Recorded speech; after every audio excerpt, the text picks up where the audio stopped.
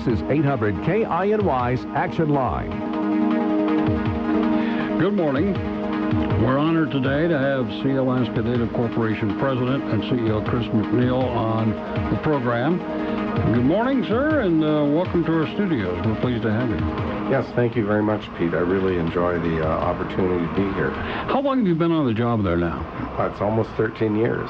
Has it been that long? Yes. And how would you describe, let's start out with this, how would you describe the importance of Sealaska to the region's economy? Well, Sealaska is really an important contributor to the region and will continue to be so over the years in the future.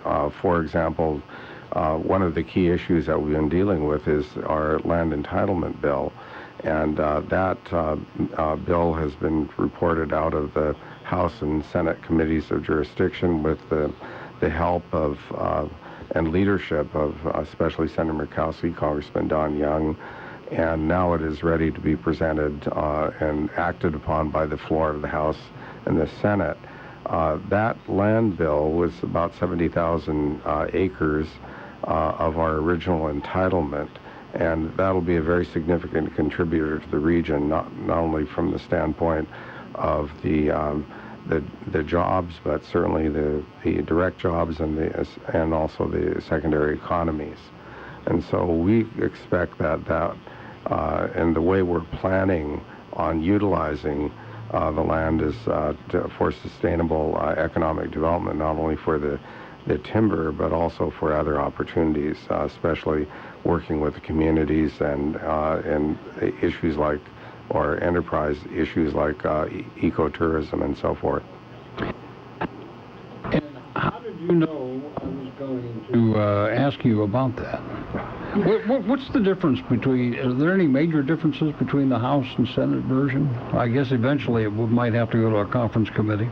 Yes, they are very close. The House version has a few things in it that the Senate doesn't, particularly Alaska Native, Sealaska inclusion in several statutory bills. The Tribal Timber Protection Act and the Historic Preservation Act are in the House bill, not in the Senate.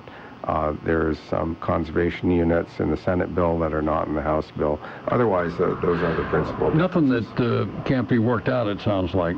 Well, I believe that they can be worked out. And it sounds like there was a real painstaking process that was employed to come to a compromise. Well, if you think about this, we've been involved in the legislative process since 2006, and there have literally been hundreds of meetings with the various stakeholders within the region in order for us to be able to provide a bill that was acceptable for a much broader group of stakeholders as time went by. Explain to people how it came to be where you didn't get this land to begin with. Well, Sealaska had original entitlement under the 1971 Alaska Native Claims Settlement Act, and as you probably know, the Settlement Act was a settlement of all our land claims, and this was a negotiation among the state and the federal government and Alaska Native tribes. We had original entitlements that were up to about 365,000 acres. About almost 3,000 of those acres were transferred. We had a remaining amount that was required to be transferred, and we wanted to be able to more optimize the areas for selection. So changing the geographic areas of selection required a congressional act. And yeah, because you went out of the footprint. We went out of the original. What the ANILCA originally prescribed. We went out of the original footprint that was prescribed in 1971. And that's the reason why legislation was required. And depending on which parcel you initially wanted, one party might object to that, and if you did something else, someone else would object to that, right? And you went through that process since 2006, right? Well, that's right, and it's been said that every acre in the Tongass is precious to someone, and we certainly got a good education about that, and we did increase, this legislation would increase the amount of roadless and old growth that would be in the Tongass. So even though we've selected old growth. It's essentially our other entitlements would be relinquished. Well, tell us about your current ventures and how they're doing. You got any number of things you've got your hand into? We have, but one of the things that is very important to us right now is the Sealaska Heritage Institute Walter Soboloff Center, and that center. How did you know I was going to ask you about that? That's on my list. It is really significant to us because it's a big contribution to the community. It'll be a long-term commitment to our culture and education of Alaska Native people. It's a $20 million project. We've had to raise money in order to be able to accomplish that, but this is a very big cultural and also economic commitment to Juneau and to the region. Otherwise, Sealaska is, as a general matter, is in very good financial condition right now, but at the same time, we've really reformulated and are transforming some of the directions that we're heading as a corporation. We've narrowed the focus of our operations. We, for example, are planning to make a larger and substantial acquisition of a new company, and in doing so, we've narrowed our operations by selling one of our major subsidiaries, Nipro, which was in the business of precision injection molding.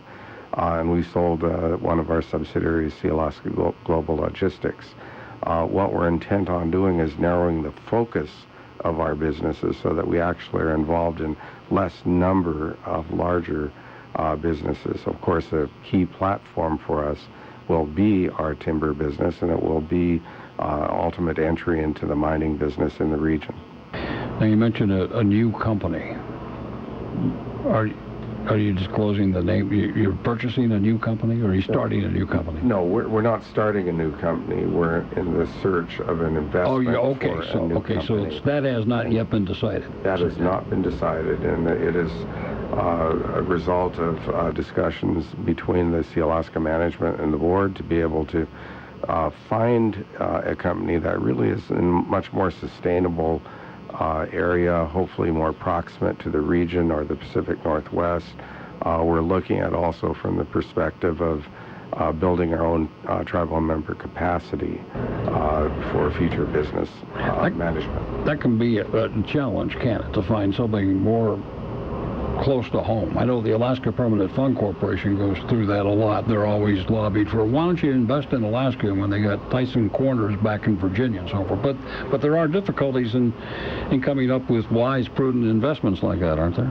It is a challenge, but we're doing this in a very systematic way, and we're examining a variety of alternatives, and it'll be an ongoing discussion between the management and the board to be able to find that. When you size up an investment, what are the bottom line characteristics that you're looking for?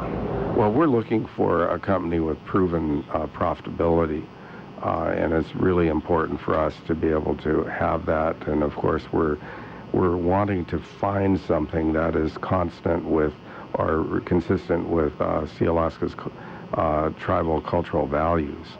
And we're trying to, in being really clear about our values, both internally and externally, we're looking to be able to match them up in a way that works not only for sustaining our cultural values, but to be able to transfer that to our business choices. And then in turn, your shareholders receive dividends. That's correct. Depending on your performance and jobs too, right? No, that's correct. And we're, there is, an optimum kind of platform, but we're having to, as I say, examine this very closely, and we'll see how it comes out in terms of our continued discussions.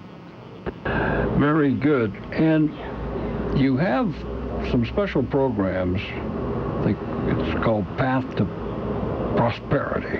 And we're going to talk about that right after these words. Stay tuned.